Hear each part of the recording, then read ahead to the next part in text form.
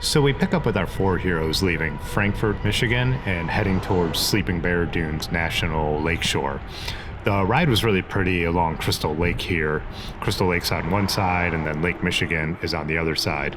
People were out everywhere, as again, it's this holiday weekend, and they were swimming and boating and hanging out. But the ride wasn't bad at all with this nice wide shoulder at the side of the road. And we upped the pace again to get to our final destination.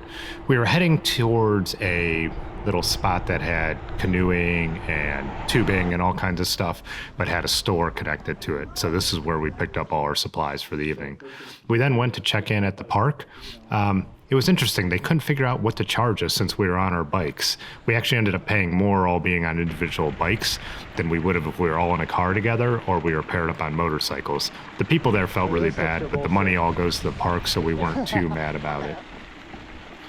Anyways, instead of setting up camp first, we decided to head straight to the beach. Went down this gravel road, sandy road that they told us to go down, and the beach was really pretty. It was kind of nice because it was a cove, so the water wasn't nearly as cold as it had been the other places we swam on Lake Michigan. And it was really pretty. You could see the dunes are there in the background. And it being later in the day was also a reason we wanted to get directly to the beach. We were still hot, jump in while we were warm from the bike ride and enjoy the sun. I was really surprised. A lot of people, as we were getting ready to leave right before sunset, were coming to the beach, but they were all bringing wood. So you're allowed to have fires out there apparently, which surprised me with a national park. When we booked, we actually got the last campsite at any of the campgrounds in the area. So ours ended up being a handicap accessible spot, but it wasn't bad for what we were doing. Platte River Campground up through Sleeping Bear Dunes, over to Traverse City. Day 5.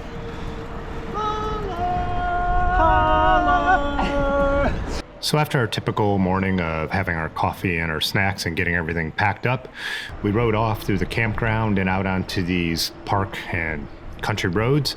Our goal was to go to the actual visitor center, which is more in the middle of the park and closer to the big dunes that the park is famous for than where we were camping. So not a bad ride again, big shoulders, the rumble strips and everything like that. We spent a little time checking out the visitor center and hanging out there, filling up our water bottles, all that kind of stuff. Read the exhibits, bought a couple souvenirs, and then we headed back out on the road. There's kind of a scenic drive, but we realized a lot of it actually mirrored this bike path. So we hopped over on the bike path. The bike path was really cool. It actually had hills and curves, and so this was not your typical rail trail. I think it's probably one of the fastest I've ever gone on a bike path on some of these downhills. And there were some people out, but it wasn't too crowded. We had also gotten a pretty early start this day. We had all planned to get going earlier than we usually do. This is kind of the main area with some of the dunes. I know this isn't the biggest one, but this is where a lot of the people like to climb up. We weren't going to do it. We still had a fairly long day ahead of us, and it's supposed to be really difficult. Sleeping Bear Dunes Heritage Trail. Lovely. Bike up. But yeah, it was still cool to see and all that. And then the forest here along the coast too just had really pretty trees and scenery.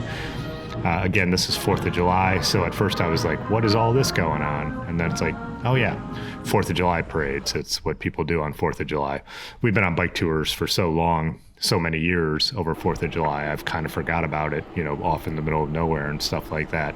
So yeah, you could see this is a theme throughout the day, people hanging out, waiting for the parades to come by.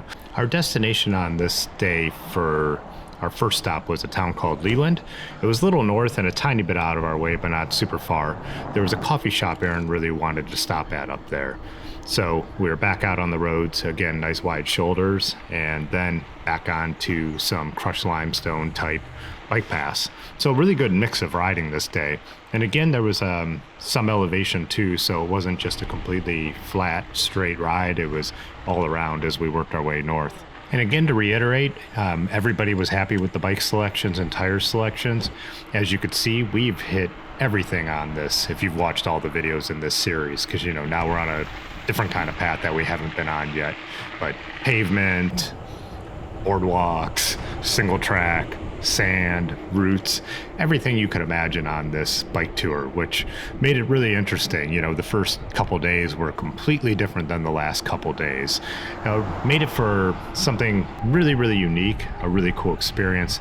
I'm someone too who loves being by the water, so all these kind of views you're seeing here were just awesome. Like I said, besides planning less mileage on the first couple days, realizing how slow the single track would be, there's really not a lot I would change. Anyways, here we are in Leland. So we got our coffees. We had originally planned to have lunch at a brewery, but we realized it was a little too far away. And so we ended up having our lunch here instead in Leland. I can't remember the name of this restaurant, but they had local seafood, and we also had the best waitress I think I've ever had in my life. She was just absolutely fun and hilarious. It's just great when you have a restaurant experience like that, plus you're sitting outside with lake views and sharing cherry pie with your friends. We also stopped in this little store on our way out where our bikes were and picked up some extra snacks. The parade was about to start. We kind of figured we want to hot tail it out of here before we get caught up in all that.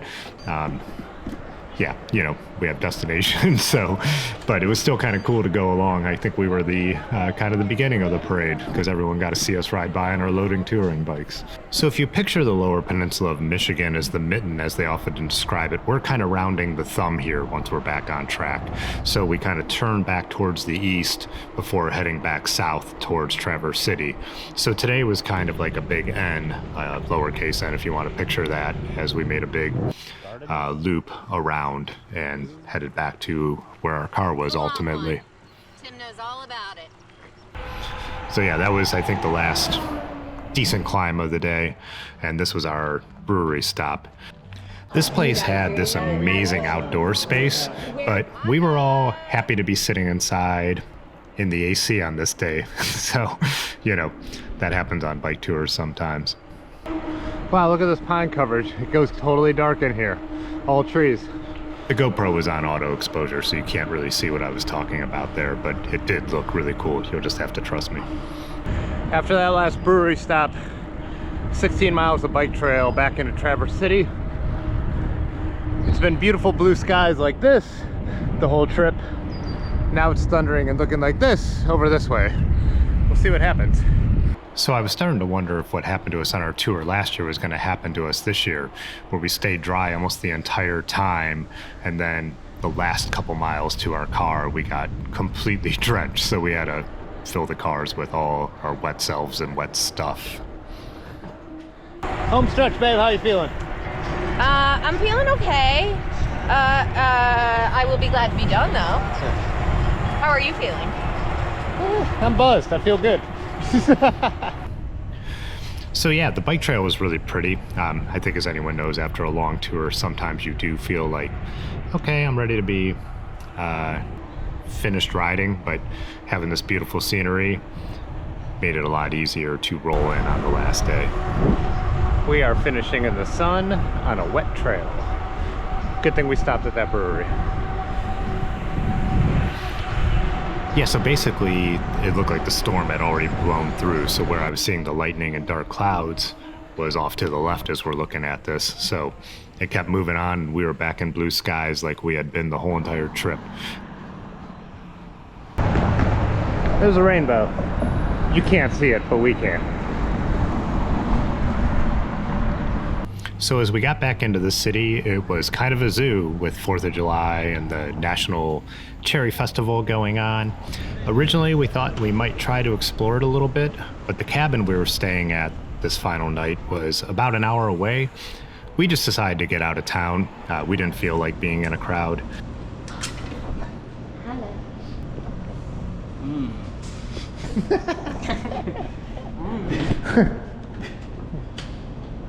Cheers, Brad.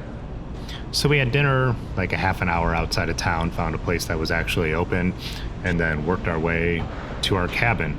And these sleeping accommodations kind of cracked us up. It was like me and Aaron were the parents and Brad and Ben were the kids.